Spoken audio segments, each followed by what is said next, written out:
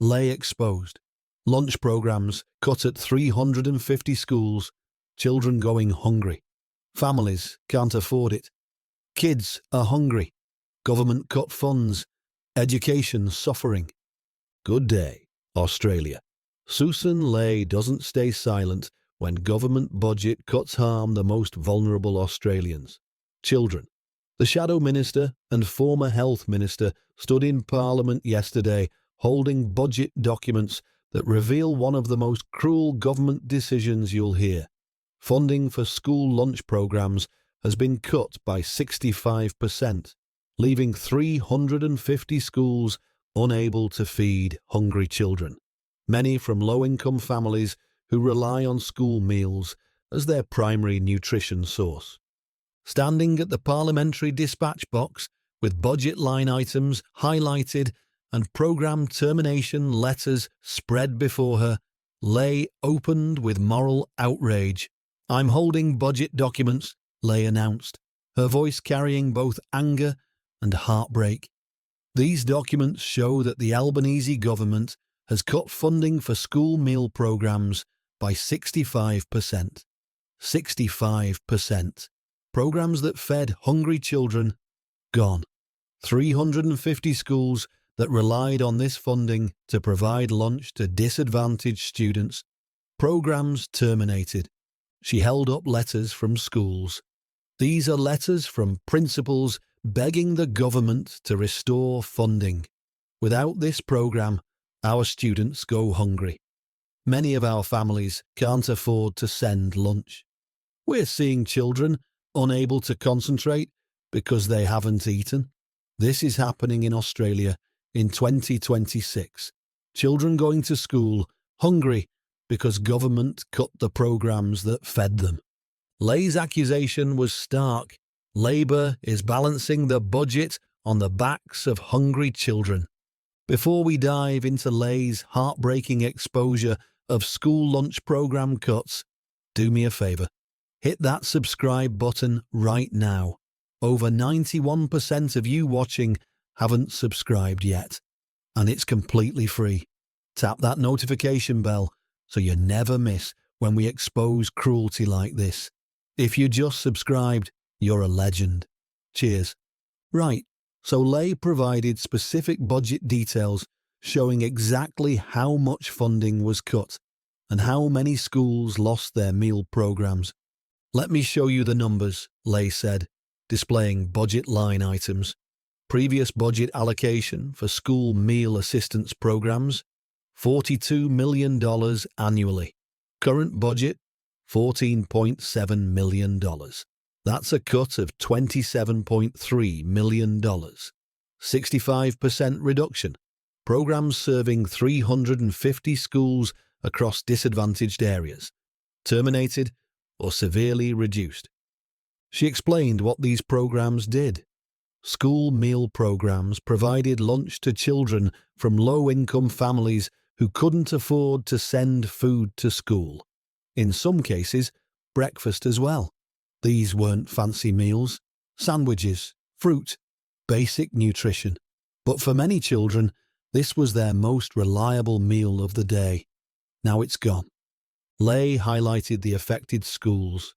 Most of these 350 schools are in disadvantaged areas, remote indigenous communities, outer suburban areas with high unemployment, regional towns with poverty, schools where 40%, 50%, sometimes 60% of students come from families below poverty line. These are the children who needed meal programmes most, and government cut funding. She made the human impact clear. We're talking about 40,000, 50,000 children who were receiving school meals and now aren't. 40 to 50,000 kids. Primary school age, mostly. Ages 5 to 12.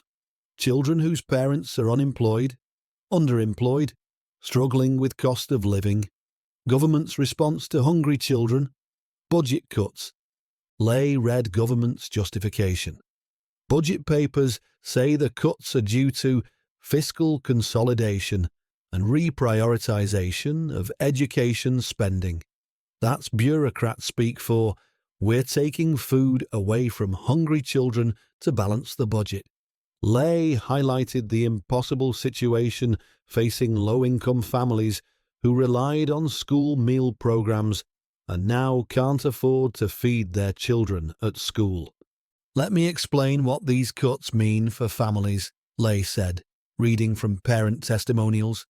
Single mother with 2 kids working part-time on minimum wage.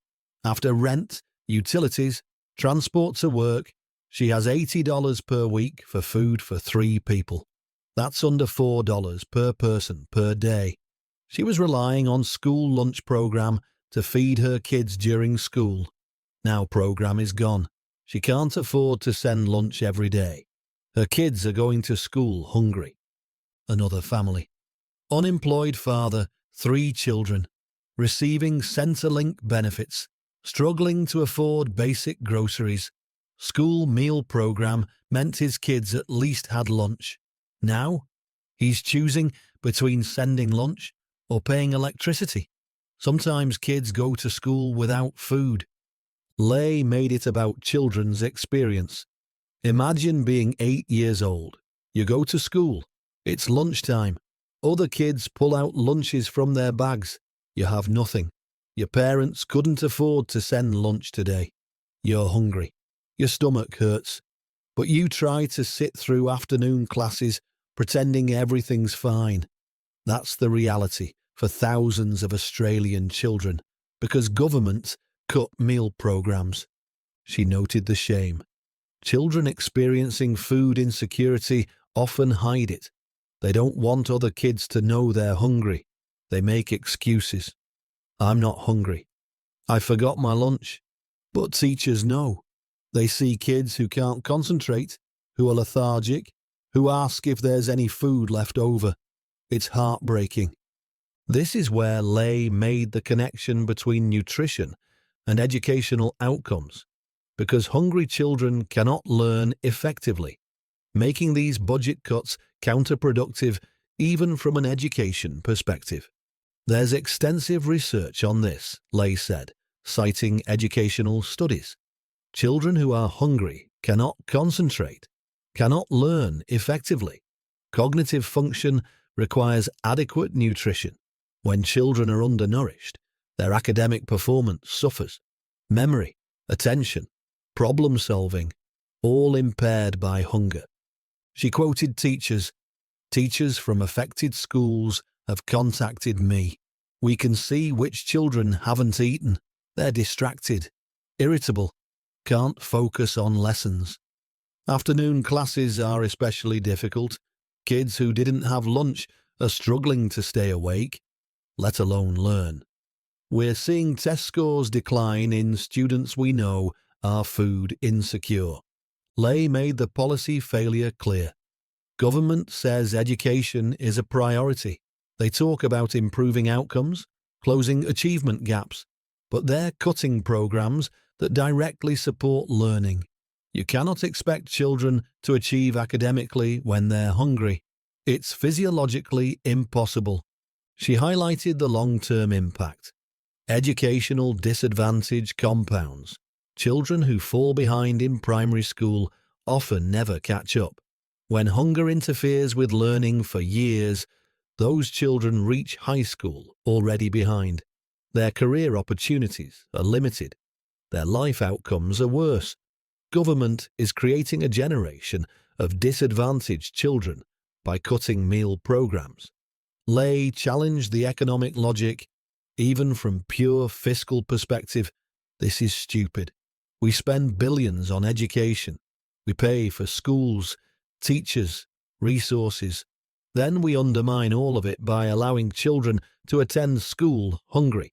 Every dollar spent feeding children has multiple dollars of return in improved educational outcomes. Cutting meal programs is penny-wise and pound-foolish. Ley revealed that teachers, seeing children go hungry, are using their own money to buy food for students, exposing both the crisis and the inadequacy of government response. I've received dozens of messages from teachers, Ley said, reading examples. primary school teacher in Western Sydney. I'm spending $50-60 per week of my own money buying snacks for hungry students. I can't watch kids suffer, but I shouldn't have to do this. That's what the meal program was for. Another teacher. I keep a stash of muesli bars and fruits in my desk. When I see a child who clearly hasn't eaten, I quietly give them food. Multiple teachers in my school are doing the same. We're spending hundreds of dollars of our own money because government cut funding. Ley highlighted the unsustainability. Teachers are not highly paid. They can't afford to feed other people's children out of their own pockets indefinitely. But they're doing it because they care, because they can't watch children suffer. That says everything about teachers' dedication and everything about government's failure. She noted schools finding creative solutions. Some schools are running bake sales, asking for parent donations, seeking charity support to continue meal programs without government funding. But these are band-aid solutions, unreliable, insufficient. The government program was systematic, dependable. Now schools are scrambling and many children are falling through gaps. Ley's moral indictment: when teachers, who are already overworked and underpaid, are using their own money to feed hungry students, that's government failure. When schools are begging for charity to perform basic welfare function, that's government failure. Ley's conclusion: government chose to balance budget by cutting programs that feed hungry children. A morally indefensible decision. This is about priorities, Ley stated. Government had budget choices. They could have cut wasteful spending on consultants, on bureaucracy, on their own travel and perks. Instead, they cut food for hungry children. That reveals their values. The contrast was stark. Government ministers flying business class on taxpayer money while children in schools go hungry. Government spending billions on pet projects while 40,000 kids lose their school meals. These are choices. Ley's demand: restore school meal program funding immediately. $27 million is nothing in federal budget terms. It's rounding error, but it's the difference between children being fed or going hungry. Make it a priority. The urgency: every day this funding stays cut, children suffer. They go hungry. They fail to learn. They experience shame and disadvantage. Government can fix this with one budget decision. Will they? Albanese, sitting in his office with education budgets, knowing children are going hungry due to his government's cuts, and doing nothing because balancing the budget matters more than feeding kids. Thanks for watching, Australia. If hungry children matter to you, share this everywhere. Ley exposed cruel cuts. Children deserve better. I'll catch you in the next one. Stay informed and demand government feed hungry kids. Cheers.